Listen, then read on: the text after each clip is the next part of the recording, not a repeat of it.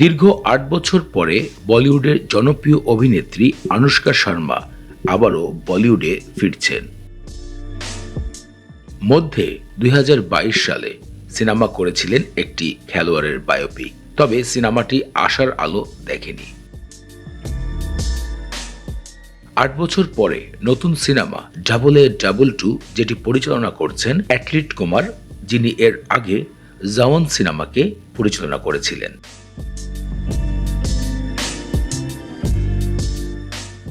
তারই upcoming cinema আলু অর্জুনের সাথে AA22-তে ফেরার কথা উঠেছে আনুশকা শর্মার।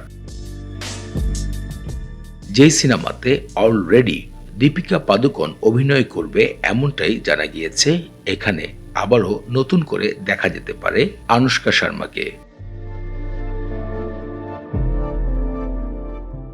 সিনেমাতে অভিনয় না করলেও সিনেমাতে বিভিন্ন জায়গায় টাকা ইনভেস্টমেন্ট, প্রডিউসারের কাজ করেছেন আনুশকা শর্মা। উল্লেখিত ২০১৭ সালে ইন্ডিয়ার ক্রিকেটার বিরাট কোহলিকে বিবাহর পর থেকে অনিয়মিত হয়ে পড়েছেন বলিউড পাড়াতে। এছাড়াও প্রথমবার মা হয়েছেন, আর এতে বেশ পিছিয়ে আছেন সিনেমা পাড়ার থেকে।